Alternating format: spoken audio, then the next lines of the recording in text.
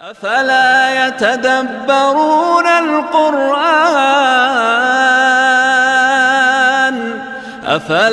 يتدبرون القرآن أم على قلوب أقفالها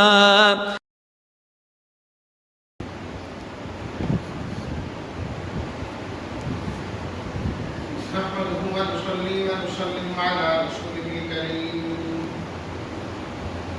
أما بعد فأعوذ بالله من الشيطان الرجيم بسم الله الرحمن الرحيم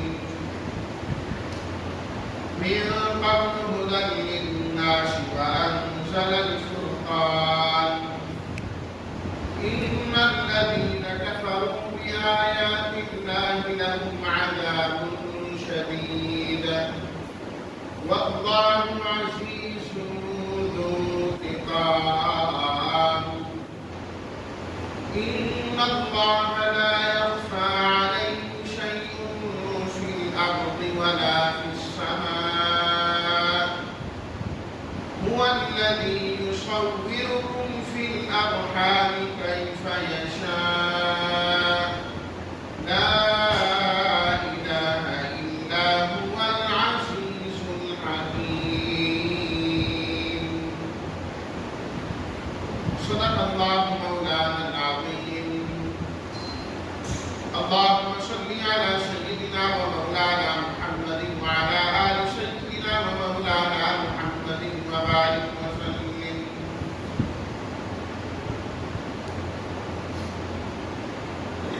خدا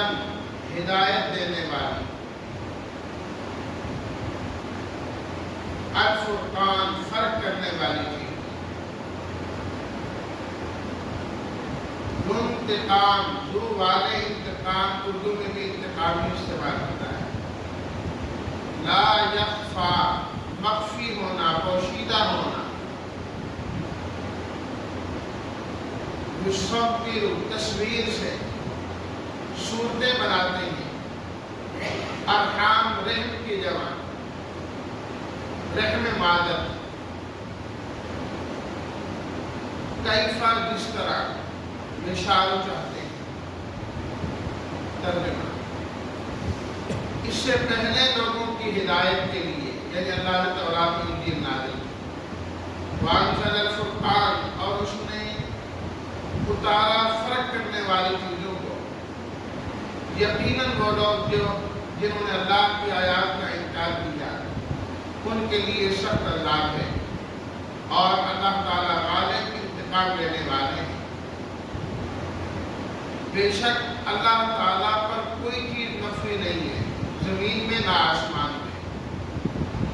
وہی اللہ ہے جو تمہاری تصویریں بناتے ہیں رحموں میں جس طرح چاہتے ہیں نہیں کوئی معبود مگر وہی وہ غالب ہے حکمت والا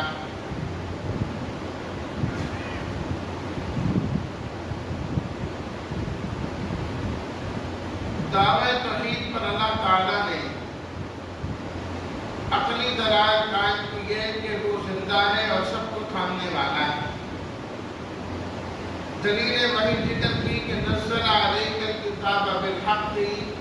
اللہ تعالیٰ نے اس قرآن مجید کو حق کے ساتھ نازل فرمایا دلیل نقلی بیان فرمائی کہ اللہ تعالیٰ نے تورات اور انجیل کو من قبل ہدی للناس اس سے پہلے ہی لوگوں کی ہدایت کے لیے نازل کیا ہمارا یہ ایمان ہے کہ اللہ تعالیٰ نے جتنی کتابیں بھی نازل کی وہ ساری کی ساری برحق ہیں جن انبیاء کرام پر نازل کی وہ انبیاء کرام کے برحق ہیں اور وہ کتابیں اس وقت کے زمانے کے لوگوں کے لیے ذریعہ ہدایت ہیں اب اللہ تعالیٰ نے قرآن مجید کو نازل فرما دیا اب ذریعہ ہدایت لوگوں کے لیے یہ جو سورہ آل عمران کی ابتدائی آیات ہیں تقریباً 84 آیات تک یہ ساری کی ساری خاص ایک واقعے کے متعلق نازل ہوئی وہ یہ ہے کہ یمن کا ایک علاقہ تھا نجران، جہاں پر زیادہ تر عیسائی لوگ آباد تھے، عیسائیوں کی آبادی تھی۔ جب ان لوگوں نے دیکھا آپ علیہ الصلوۃ والتسلیمات کی فتوحات کو اور آپ کی کامیابیوں کو، کہ مدینہ منورہ میں اس طرح کامیاب ہوئے آپ اور آپ پر ایمان لانے والے، اور مستقل حکومت قائم ہو گئی، اور پھر مکہ والے کتنی مرتبہ ناکام ہو گئے، بدر کے اندر بھی، احزاب کے اندر بھی، ان تمام مواقع پر شکست ہوئی ان کو، اللہ تعالیٰ نے مسلمانوں کی مدد فرمائی، اور حتیٰ کہ احزاب کے موقع پر باہر سے کفار نے مقابلہ کیا اور حملہ کیا، جو مکہ اور اس کے ارد گرد کے قبائل تھے ان سب نے مل کے حملہ کیا، اور اندر سے جو یہود تھے، بنو نذیر، بنو قینقاع، ان تمام لوگوں، بنو قریظہ، انہوں نے بھی ان کا ساتھ دیا، اندر باہر ہر طرف سے دشمنوں نے جو ہے نا مل کر مسلمانوں پر حملہ کیا، لیکن اللہ تعالیٰ نے ان کو پسپا کیا، اور پھر وہ یہودی جو مدینہ منورہ میں رہتے تھے، بنو نذیر، بنو قریظہ اور یہ لوگ جنہوں نے غداری کی، آپ علیہ الصلوۃ والتسلیمات کے ساتھ کیے جانے والے معاہدوں کی، تو بنی نذیر کو وہاں سے نکال دیا گیا، علاقہ بدل کر دیا گیا، جلا وطن ہو گئے۔ بنو قریظہ جو تھے، ان کے بڑے بڑے جو تھے ان کو قتل کر دیا گیا۔ تو یہ حالات نجران کے عیسائیوں نے بھی اپنی آنکھوں سے دیکھے۔ اب ان کے دل میں آیا کہ کہیں ایسا نہ ہو اس کے بعد ہماری باری ہو، ہمارے ساتھ اس طرح ہو۔ تو انہوں نے یہ کیا کہ چلو ہم سیدھا آپ علیہ الصلوۃ والتسلیمات کے ساتھ جاتے ہیں اور آپ سے بات کرتے ہیں۔ وہ لوگ آپس میں تیاری کرنے لگے، اپنا وفد تشکیل کیا جو 60 افراد پر مشتمل، 60 آدمی تیار ہوئے، اور 3 اس میں ان کے بڑے سرکردہ تھے، سردار تھے، مذہبی لحاظ سے بھی اور سیاسی اعتبار سے بھی، جن کی وہ بات سنتے تھے اور مانتے تھے۔ ایک مقصد تو ان کا اپنی جان کی حفاظت اور امان پانا تھا، دوسرا مقصد ان کا عیسائیت کی تبلیغ تھا، کہ ہم چلتے ہیں اور اپنے مذہب کی جا کے جو ہے نا تبلیغ کرتے ہیں، ان کو سمجھاتے ہیں کہ مذہب پر حق ہے، حضرت عیسیٰ علیہ السلام کی نبوت پر حق ہے، آپ پر نازل ہونے والی کتاب جو ہے نا وہ پر حق ہے۔ یہ لوگ جب نبی کریم صلی اللہ علیہ وسلم کے پاس آئے تو انہوں نے حضرت عیسیٰ علیہ السلام کی الوہیت پر نبی کریم صلی اللہ علیہ وسلم سے بحث و مباحثہ شروع کر دیا کہ حضرت عیسیٰ علیہ السلام کی الہ ہے، وہ بھی معبود تھے، وہ عبادت کے قابل ہیں۔ آپ علیہ السلام نے فرمایا کہ پہلی بات تو یہ بتاؤ، کیا حضرت عیسیٰ علیہ السلام ہمیشہ سے زندہ ہیں اور ہمیشہ زندہ رہیں گے؟ پہلی بات مجھے یہ بتا۔ انہوں نے انکار کیا کہ نہیں، ایسی بات تو نہیں ہے کہ وہ ہمیشہ سے زندہ ہوں اور ہمیشہ زندہ بھی رہیں، یہ تو ان کی صفت نہیں، یہ تو اللہ کی صفت ہے۔ آپ نے فرمایا اچھا یہ بتاؤ، کیا عیسیٰ علیہ السلام کا جو علم ہے وہ کائنات کی تمام چیزوں کا محیط ہے، کہ ذرے ذرے کو آپ جاننے والے ہیں؟ تو اس بات پر بھی انہوں نے انکار کیا کہ نہیں، عیسیٰ علیہ السلام کا اس طرح کا علم بھی نہیں۔ فرمایا اچھا یہ بتاؤ کہ عیسیٰ علیہ السلام ماں کے پیٹ سے پیدا ہوئے، ماں کے رحم میں رہے؟ کہا بالکل رہے عیسیٰ علیہ السلام۔ آپ نے فرمایا اچھا یہ بتاؤ کہ عیسیٰ علیہ السلام ہر چیز پر قادر ہیں، جو چاہے کرتے، کائنات کے ذرے ذرے پر ان کو قدرت و طاقت حاصل ہے۔ اس کا بھی انکار کیا کہ ایسی چیز نہیں، تو فرمایا کہ پھر وہ الہ نہیں ہو سکتے، یہ چاروں صفات تو صرف اور صرف اللہ کی، ہمیشہ سے زندہ بھی اللہ ہے، اس کا علم ہر چیز کو محیط بھی ہے، اور وہ رحم مادر سے پیدا بھی نہیں ہوا، اور وہ ذرے ذرے پر قادر بھی ہے۔ جب یہ ساری صفات اللہ کی ہیں تو معبود برحق بھی صرف اور صرف اللہ ہی ہے اور کوئی نہیں۔ اللہ تعالیٰ نے ان عیسائیوں کی تردید میں سورہ آل عمران کی ابتدائی تقریباً 84 آیات نازل فرمائی، جس میں اللہ تعالیٰ نے عیسیٰ علیہ الصلوۃ والتسلیمات کے الہ ہونے کی نفی کی کہ وہ الہ نہیں، معبود نہیں، خدا نہیں، معبود برحق ذات صرف اور صرف اللہ کی ہے۔ اور بالکل ابتدائی آیات جو آج ہم پڑھ رہے ہیں، اس کے اندر اللہ تعالیٰ نے وہی صفات اپنی ذکر فرمائی جو نبی کریم صلی اللہ علیہ وسلم نے اس موقع پر ذکر فرمائی۔ پھر انہوں نے چند اعتراضات بھی کیے عیسائیوں نے، جن کا تذکرہ آئندہ آیات میں تفصیل کے ساتھ آ رہا ہے۔ تو اس لیے اللہ تعالیٰ نے شروع میں فرمایا الحی القیوم، ہمیشہ سے زندہ اور قائم رہنے والا صرف اللہ، اور فرمایا کہ تم انجیل کی بات کرتے ہو، انجیل بھی اللہ نے نازل کی، اور اس انجیل کے اندر بھی یہی مسئلہ بیان ہوا کہ مسجود خلائق صرف اور صرف اللہ ہے اور کوئی نہیں۔ فرمایا اس سے پہلے نازل ہوئی ہے کتاب، اس میں بھی یہی تعلیم ہے وَأَنزَلَ الْفُرْقَانَ، اور اللہ نے صرف کتابیں ہی نہیں، اللہ نے معجزات بھی نازل کی اور اتارے۔ وہ معجزات اللہ تعالیٰ نے حضرت عیسیٰ علیہ السلام کو بھی عطا فرمائے، اور حضرت موسیٰ علیہ السلام کو بھی عطا فرمائے، دیگر انبیاء کرام کو بھی اللہ تعالیٰ نے وہ معجزات عطا فرمائے، سب کو دیے معجزات۔ اور جتنے معجزات اللہ تعالیٰ نے نبی کریم صلی اللہ علیہ وسلم کو عطا فرمائے، اتنے تو کسی کو بھی نہیں دیے، اتنے تو کسی کو بھی نہیں دیے۔ اور سب سے بڑا معجزہ نبی کریم صلی اللہ علیہ وسلم کا یہ قرآن ہے، جو قیامت تک معجزہ ہے اور اس کا اعجاز قائم ہوتا ہے۔ اللہ تعالیٰ نے مختلف انبیاء کرام کو مختلف معجزات عطا فرمائے، لیکن وہ تمام کے تمام معجزات ان کی زندگی کے ساتھ خاص تھے۔ جب وہ اس دنیا سے تشریف لے گئے تو ان کے وہ معجزے بھی ان کے ساتھ چلے گئے۔ ایسا نہیں تھا کہ موسیٰ علیہ السلام کا جو عصا سانپ بن جاتا تھا، وہ آپ کے چلے جانے کے بعد بھی وہ عصا سانپ بنتا ہو، یہ نہیں تھا، اس کے بعد نہیں بنا۔ جبکہ وہ عصا تو ان لوگوں کے ہاں محفوظ رہا بعد میں، جو ان کا تابوت سکینہ تھا جس کو ہم پیچھے پڑھ چکے ہیں، اس کے اندر باقاعدہ موسیٰ علیہ السلام کا عصا مبارک رکھا ہوا تھا، لیکن وہ عصا سانپ نہیں بنتا تھا۔ اور اللہ نے آپ علیہ السلام کو جو معجزہ عطا فرمایا، قرآن مجید کا اس کا اعجاز اور معجزہ ہونا آج بھی قائم ہوتا ہے،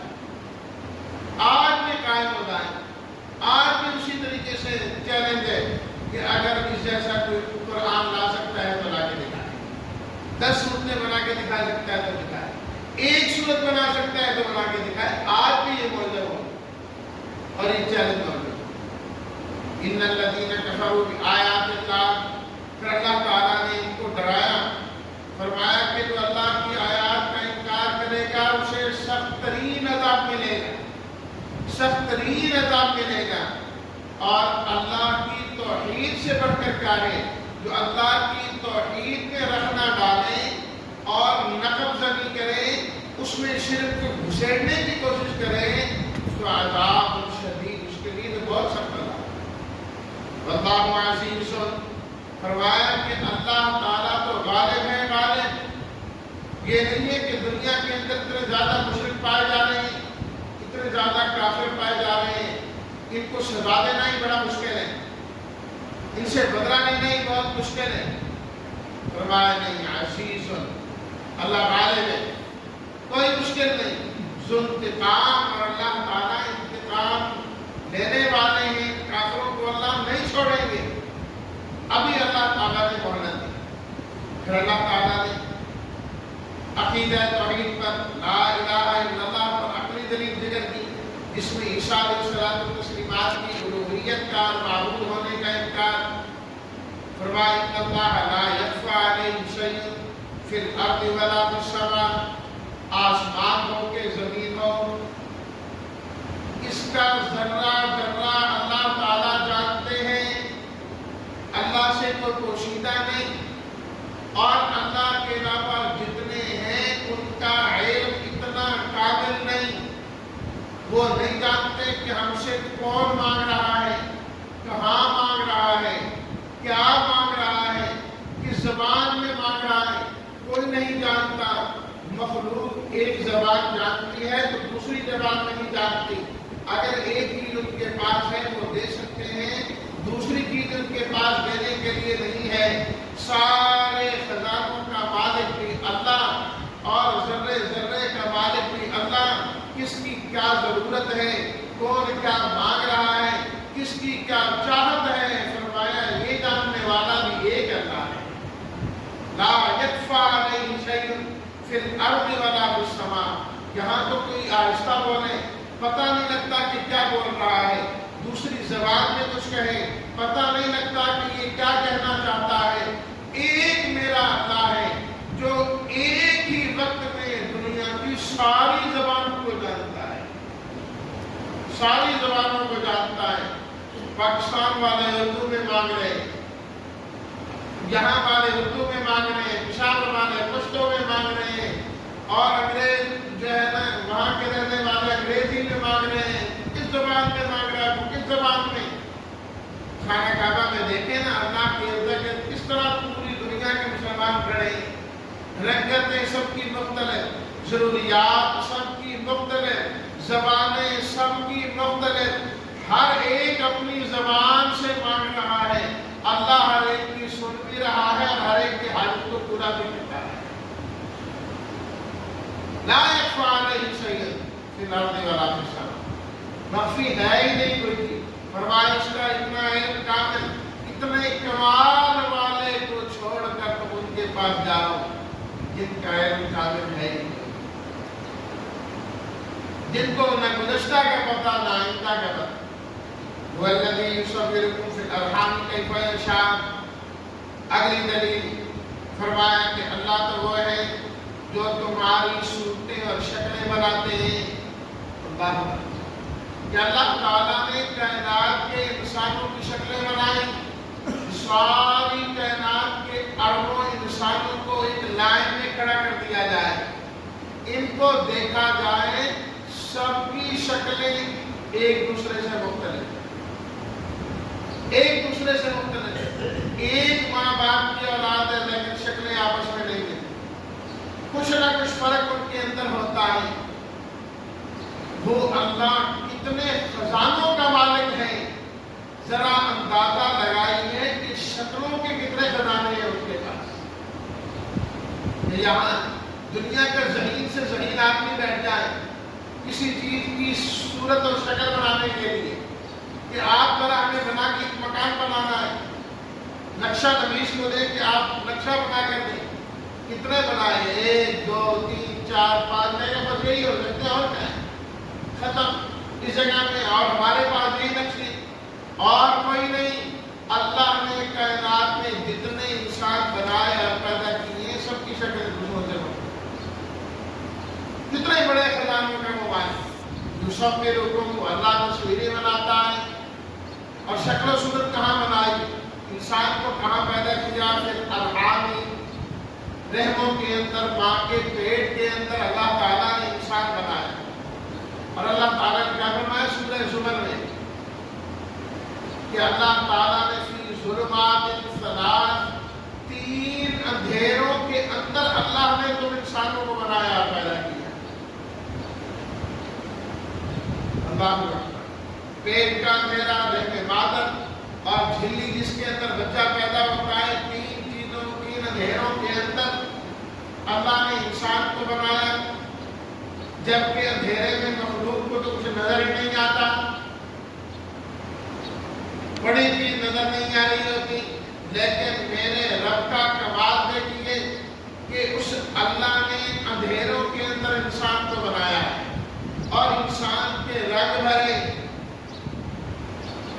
ہڈیوں کا رنگ اور رکھا، خون کا رنگ اور رکھا، جگر کا رنگ اور رکھا، تلی کا رنگ اور رکھا، اللہ اکبر، اور آنکھوں کی پتلیاں بنائی، سفیدی سفیدی رہی، سیاہی سیاہی رہی۔ یہ نہیں ہے کہ اندھیرے کے اندر سیاہی کی جگہ سفیدی اور سفیدی کی جگہ سیاہی آ گئی، نہیں نہیں، ذرہ برابر رنگ ادھر کا ادھر نہیں گیا، ادھر کا ادھر نہیں گیا۔ اللہ نے ان اندھیروں کے اندر کیف یشاء، جس طرح کا چاہا اس طرح کا خوبصورت انسان بنا دیا اور اس نے پیدا کر دیا۔ لقد خلقنا الانسان فی احسن تقویم۔ فرمایا بتاؤ نا عیسیٰ علیہ الصلوۃ والتسلیمات اپنی والدہ کے پیٹ میں رہے کہ نہ رہے، تین اندھیروں کے اندر رہے نہ رہے، جو پیدائش میں محتاج ہو، ماں کے پیٹ میں رہا ہو، آیا وہ مشکل کشا، وہ حاجت روا اور خدا ہو سکتا ہے؟ نہیں، تو ساتھ ہی فرمایا لا الہ الا اللہ۔ باقی تو سارے وہاں سے پیدا ہو کے آئے، تو کتنا محتاج انسان جو ماں کے پیٹ کے اندر ہوتا ہے، کتنا محتاج وہ انسان ہوتا ہے۔ تو اس لیے جو محتاج ہو وہ قادر مطلق نہیں ہو سکتا۔ قدرت رکھنے والی ذات صرف اللہ کی، لا الہ الا اللہ العظیم، سب پر قادر ہے، سب پر قادر ہے۔ الحکیم، انتہائی حکمتوں والا ہے، سارے فیصلے اور سارے کام اس کے حکمت کی بنیاد پر ہوتے ہیں، حکمت کی بنیاد پر ہوتے ہیں۔ تو ایسے اللہ کو چھوڑ کر فرمایا غیر کے در پر کبھی نہ جاؤ،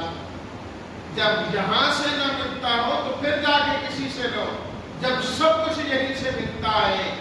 جن سے تم مانگتے ہو، عیسائیت تم حضرت عیسیٰ علیہ السلام کو خدا کا بیٹا کہہ کے ان سے مانگتے ہو، وہ خود تو اللہ سے مانگنے والے ہیں، وہ خود تو اللہ سے مانگنے والے ہیں۔ تم بھی اسی سے مانگو جس سے نبیوں نے مانگا ہے، جس سے نبیوں نے مانگا ہے۔ تو اس طرح اللہ تعالیٰ نے ان عیسائیوں کی تبدیل بیان کروائی اور توحید جو ہے اللہ تعالیٰ نے سمجھائی۔ پروردگار عالم ہم سب کو بھی شرک سے بچنے والا بنائے اور توحید پر قائم فرمائے، اور اسی پر اللہ تعالیٰ ہم سب کا خاتمہ فرمائے۔ وآخر دعوانا الحمدللہ رب العالمین۔ Like it, share it, subscribe it.